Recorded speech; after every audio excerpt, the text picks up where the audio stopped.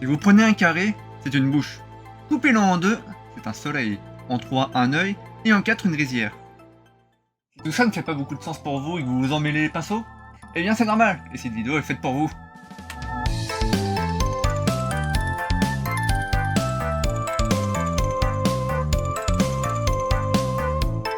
Alors cette fois-ci, ça devrait être un petit peu plus cool que la précédente vidéo. Pourquoi? Parce que cette fois-ci, on va avoir des caractères très simples, très géométriques, et que l'on pourra utiliser en tant que clé dans de nombreux autres caractères, donc vous êtes mené à les revoir très régulièrement.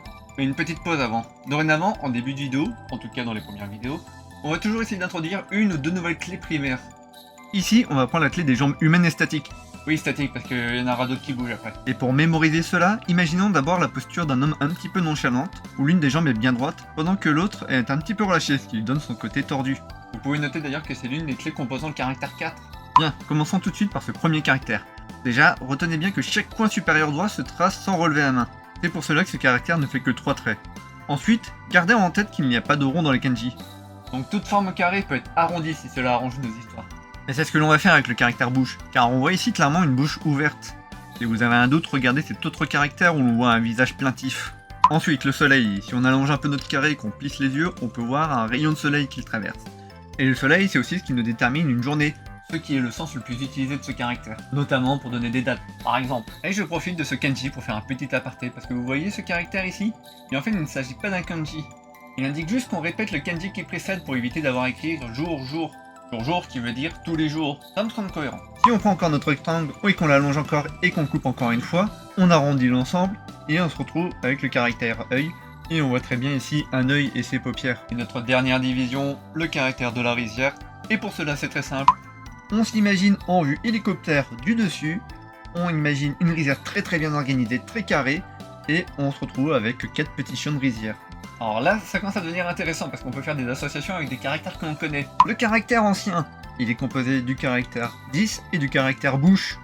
Et là, on pourrait se dire, oui, c'est le concile des 10 anciens qui ont la parole sage. Non, c'est une tombe. Le kanji, c'est juste une tombe et ça montre la fin. Un peu plus morbide, certes, mais ça plus simple à retenir. Le caractère blanc, ici, est représenté par le soleil et une goutte. Et vous savez, le blanc est l'ensemble des couleurs. Et toutes ces couleurs, nous pouvons les voir avec un rayon de soleil traversant un prisme. Ici, notre goutte d'eau. Là, je suis très content parce que vous arrivez sur le kanji que vous attendiez tous depuis une leçon déjà, le fameux le sang. Et vous allez comprendre pourquoi on l'a attendu. Parce que déjà, il est constitué du caractère 1, ou plafond, ainsi que du caractère blanc que l'on vient de voir. Et à partir de ça, on va tous déterminer que dans le passé ou dans le futur, on va repeindre au moins un plafond blanc. Et ce plafond blanc, il s'exprime avec l'indice 100. En effet, pour une peinture, l'indice 0 correspond au noir et le 100 correspond au blanc. Donc on veut qu'il soit bien pétant notre plafond, bien blanc. Et à partir de ça, vous pouvez déterminer aussi potentiellement combien de temps il faut pour notre plafond pour qu'il ne soit plus blanc, grisé sous la poussière. Environ 100 jours. Peut-être un peu moins. Ici, on se retrouve avec un kanji que j'aime beaucoup, qui correspond à tôt, rapide. Et moi, je l'ai toujours vu comme un idéogramme de tournesol. Vous savez, celui qui s'ouvre très tôt le matin et qui se déplace aussi très rapidement. C'est vrai, personnellement, j'ai jamais vu une plante qui se déplace aussi rapidement. Par peut-être celle-ci. Bon, maintenant qu'on a vu le soleil, on a rendez-vous avec la lune, qui ressemble au soleil, mais avec une forme un peu plus en forme de croissant, comme un croissant de lune. Alors pour l'instant, tout est logique, le cycle de la lune fait d'ailleurs environ un mois, second sens de ce caractère. Vous pourrez d'ailleurs jeter un œil sur la précédente vidéo, déjà parce que ça fait jamais de mal de réviser, et d'autre part parce que vous pourrez voir des associations intéressantes. Par exemple, le caractère lune s'associe avec n'importe quel chiffre pour obtenir ensuite janvier, février, mars, et ça marche pareil avec les jours. Et en parlant de jeter un œil, très drôle. Voici le caractère regarder qui correspond à un œil sur des jambes, pratique pour se déplacer et donc regarder tout ce qu'il y a autour de soi. Oui, mais pour l'instant on n'en connaît pas d'autres, donc ça passe.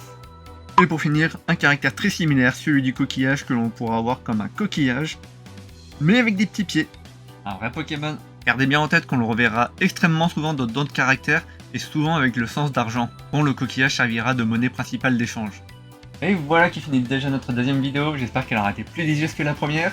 N'hésitez pas à liker, partager, commenter. Je vous souhaite bon courage et bon apprentissage. Ah bah oui, maintenant que j'ai trouvé ma cache-presse par hasard, je m'en servirai à chaque fois.